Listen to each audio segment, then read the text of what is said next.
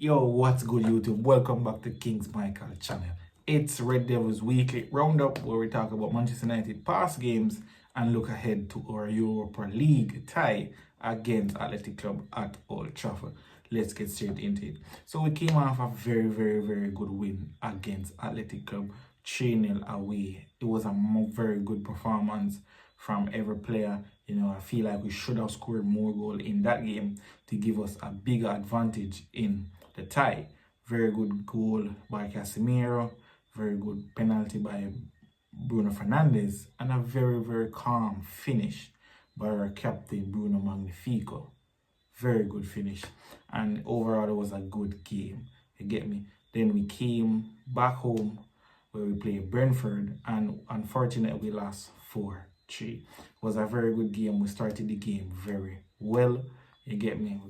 We scored a very good goal. Mount scored his second goal for Manchester United, and in first goal against Brentford, and the second was against Brentford. So it was a very good cross by Garnacho. But overall, we lost. But it was a very good game in the parts we played. We created good amount of chances, but we couldn't find a way to win this game. Unfortunately, Brentford were much better than us, more confident, more attacking driven, more organized. You get me? And I don't understand why we keep losing games in the way we do. I know this season is tarnished. This Premier League season is tarnished. And this season will be in the history of Manchester United. Isn't it? The worst team performance in the history of the club. And that cannot rub out. You get me? That cannot rub out. 15 Premier League losses, bro. 15 Premier League losses. That's crazy. But we have to look forward to the big game against Athletic Club at Old Trafford. You get me? I will talk about that further down. But we have to build some sort of sense that it's not that we want to lose games. Yes, this season our biggest picture is the Europa League. That is totally understandable. But what is the real issue for us losing 16 games in one Premier League season? What is the issue? Let me know in the comments, guys. Please, I would like to hear your concerns.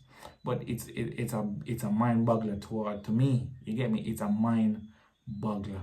16 games, the biggest club in the world lose 16 league games. That's crazy. I understand Ruben came in November. Erik ten Hag started the season poorly, but ultimately, who does it come down to? The manager or the players? But in my opinion, this season under Ruben Amorim, I would say these players has not helped Ruben Amorim in any way possible to make the situation any better. Yes, we have won a couple of games. They have only won 6 games in the Premier League, and him lose 12 games. 25 games, in 30, in an amount of games he managed Manchester United in the league, him lose 12 and win only 6. You get me? We know other players, you only get one player this season, which is Dogo. So we understand that. Me understand that perfectly. But who does it come down to yet again? The managers or the players? Ten Hag was supposed to be sacked from after we won that FA Cup against City. That was the time after that to sack Ten Hag. Ineos delayed that process and give Erik ten Hag a new contract. And then we sack him after the loss against West Ham. And then you go to Portugal to get Ruben Amorim. Decide to come in a very mind-boggling middle of the season to manage the biggest club in the world. That take great admiration. You get me? But I hope and I pray that in the summer, Ineos will help this man to build a team that he wants, the players that he wants, not what the club wants, what he wants to strive to greatness. He's done it in the Portugal League, and he's confident in his abilities, and that is the massive thing. I know a lot of fans give him stick saying he needs to get sacked, he needs to take more accountability for this, accountability for that. We get that, guys. We get that. You get me? We get that. But we have to understand that if you were in this position, what would you do different? You get me? You have to put yourself in certain situations to see how best he could do it. For one, some of our players at Manchester United are, not say they are trash, but they can't play the system that he wants to play. Eric Ten Hag system, the players at Manchester United are a back four system. You get me? Playing out from the back. That was our goal under Eric Ten Hag. That's why we signed Onana. That's why we signed Mazzari, the late. Couple more players that we signed because we want to play it out from the back. Starting from the goalkeeper, transition up the field. That was the goal under Eric Ten Hag. Ruben Amorim has the same identity, but with back threes, wing backs, 2 10s, 2 midfielders, and a striker. That is Ruben Amorim formation. So now Ruben Amorim is the future at Manchester United. He signed a 3-year contract. So we have to look forward under Ruben Amorim. Now for the big game of our season, we're 1 foot in the Europa League final. We are 1 foot 3-0 up. And I hear that a certain player saying that it's not impossible to come back from 3-0 down against Manchester United at home. Clearly, he didn't watch the last quarterfinals against Lyon and Manchester United. Clearly, he did not watch that game. So, Iñaki Williams says it's not impossible to come back from 3-0 down at Old Trafford. Yes, it's not impossible, but it's going to be hard. And that's not going to happen at Manchester United at Old Trafford. On Thursday, that's not going to happen. You get me? So now we have to focus on this. We have to beat Atletico at home. Then we next Premier League game. Then we have a little time for rest up until the final of the Europa League. And we have to win it. It is done, nothing else. We have to win the Europa League. Ruben Amorim has to win the Europa League. Ruben Amorim has to win the Europa League, guys. Nothing else. He has to win it.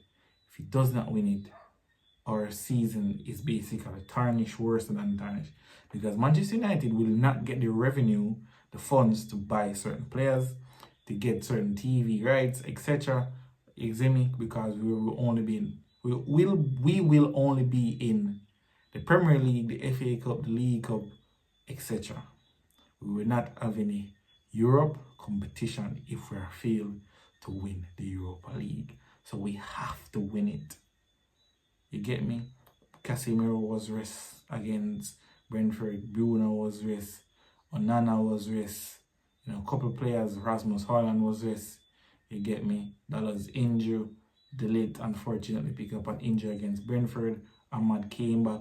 You get me? Mount start. Main start in the game. Ugarte start. So most of the players that will start on Thursday got rest against Brentford. And that is a good thing. So Ruben Amorim now has to find a way now to progress this game because we're clearly unbeaten in this season of the Europa League. And if we win the Europa League unbeaten, would be historic for Manchester United. And it's crazy to think that in our worst years, we have been in the final of the League Cup, the FA Cup. Now we are 1 foot in the Europa League Cup.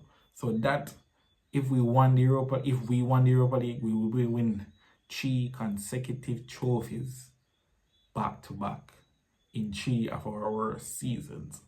Last season we finished 8th, was our worst season, and this season we're going to finish maybe 14, 15, and if we win it, it's going to be crazy, guys.